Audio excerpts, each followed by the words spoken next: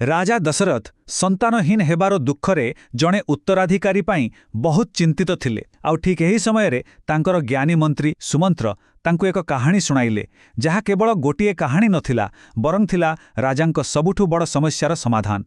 तेबे आसंतु सीधा चलिबा सही राजसभा को आउ सुनिबा सही अद्भुत कहानी को। तेबे कथाबार्ता आरंभ करुछंती मंत्री सुमंत्र।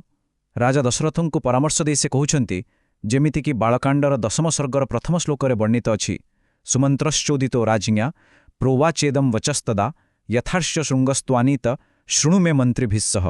अर्थात, हे राजन, आपण निज मंत्रीमानंक सहित मोठारु शुणंतु किपरि महान ऋषि ऋष्यशृंगंकु अणा जाइथिला। एहिटारु ही कहानी आरंभ हेउछि। तेबे सुमंत्र जिउ कहानीटी कहिबा आरंभ कले ताहा थिला अंग राज्यर।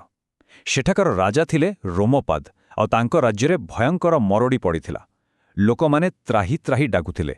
सेतेमेळे राजांकर ब्राह्मण और मंत्री माने एक एमिति उपाय बाहर कले जहा शुणिले आश्चर्य लागे। से माने कहिले, राजन, आमा पाखरे गोटे अव्यर्थ उपाय अछि।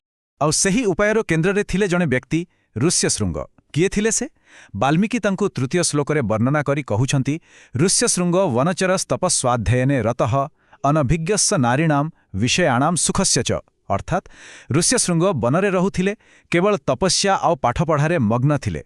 आउ सबुठु बड़ कथा हैला, से नारी संसारिक विषय बा सुख कौन से विषय किछि भी जानि नथिले। तो कल्पना करंतु एही दृश्यकु।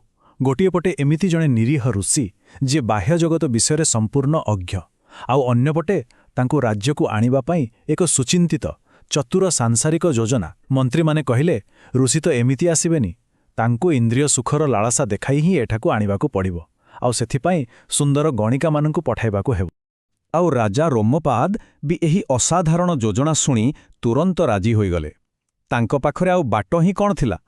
से तथास्तु कही राजधानीर सबुठारु आकर्षणीय नारीमानंकु सेही गभीर जंगलकु पठाइदेले। योजना एबे कार्यकारी हेबाकु जाउथिला। आसंतु एबे सीधा चलीजिबा सेही प्रथम साक्षातर दृश्य पाखकु। एहा जानिबा बहुत जरूरी जे ऋषिशृंगଙ୍କ जीवनरे से केबे कौनसी नारी किंबा सहर बा राज्यर कौनसी लोकंकु देखि ही नथिले। नवम श्लोक कहे, न तेन जन्म प्रभृति दुष्टपूर्वम तपस्विना स्त्री बा पुमान बा यचान्यात सर्वम नगर राष्ट्रजम। माने जन्मरु से एसबु देखि ही नथिले। आउ दिने ठीक सिया ही हेला। ऋष्यशृंग आश्रमरु बाहारी एपट सेपट बुलुथिले। आउ हठात तांक नजर पड़िला सेही चित्रबेशा नारी मानक उपरे। माने सुंदर वस्त्र आउ अलंकारे सज्जित नारी माने जो माने मधुर स्वररे गीत गाउथिले। एहा देखि से आश्चर्य होइगले।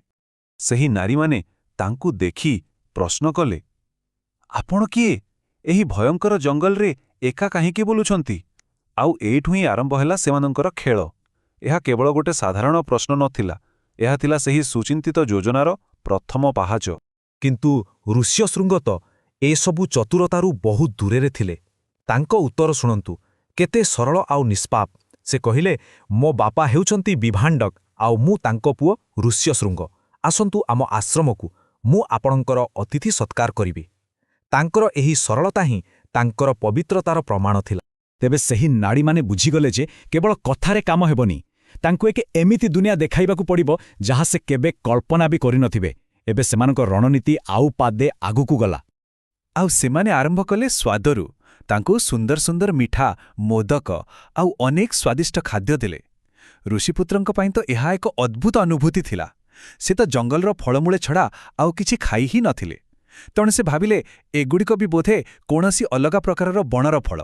सेमानंकर प्लानटा बहुत स्पष्ट थिला। प्रथमे स्पर्श आउ स्वाद द्वारा तांको आकर्षित कले।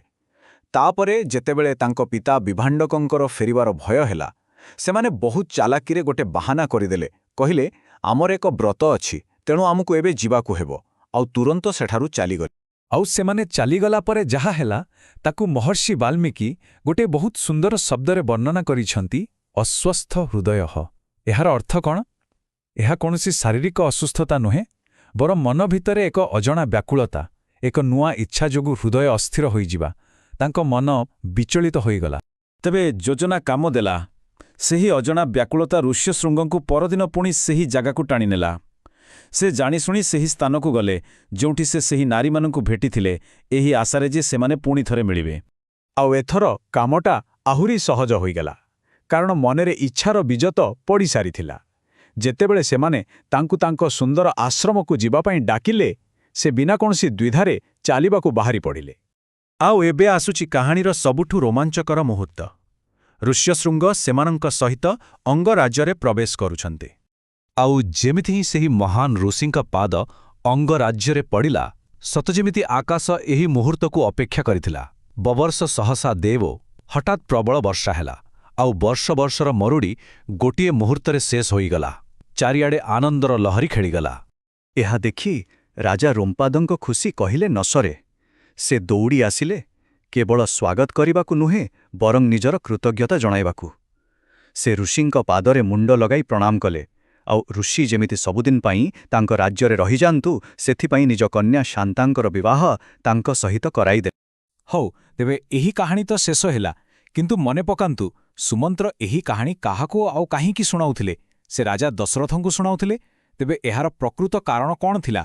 କାରଣଟି ହେଉଛି ଏହି ସଂଖ୍ୟାରେ ଲୁଚି ରହିଛି କେବଳ ଜଣେ ଋଷି। ମାତ୍ର ଜଣେ ଋଷିଙ୍କ ତପବଳରେ ଗୋଟିଏ ପୂରା ରାଜ୍ୟ ବଞ୍ଚିଗଲା, ଯେଉଁଠି ହଜାର ହଜାର ଲୋକଙ୍କ ଜୀବନ ସଙ୍କଟରେ ଥିଲା। ଆଉ ସୁମନ୍ତ୍ର ରାଜା ଦଶରଥଙ୍କୁ ଏଇଆ ହିଁ ବୁଝାଇବାକୁ ଚାହୁଁଥିଲେ ଯେ ଏହି କାହାଣୀ କେବଳ ଗପ ନୁହେଁ, ଏହା ହେଉଛି ପ୍ରମାଣ ଯେ ଋଷ୍ୟଶୃଙ୍ଗଙ୍କ ଭଳି ତପସ୍ୱୀ ଅସମ୍ଭବକୁ ବି ସମ୍ଭବ କରିପାରନ୍ତି।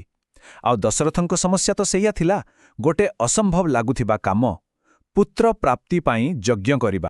ତେବେ ଏହି କାହାଣୀ ସହିତ ଗୋଟେ ବଡ଼ ପ୍ରଶ୍ନ ଛିଡ଼ା ହେଉଛି।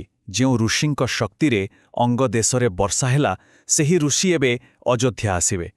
ତେବେ ତାଙ୍କ ପାଇଁ ଅଯୋଧ୍ୟାରେ କେଉଁ ବଡ଼ କାମ ଅପେକ୍ଷା କରିଛି?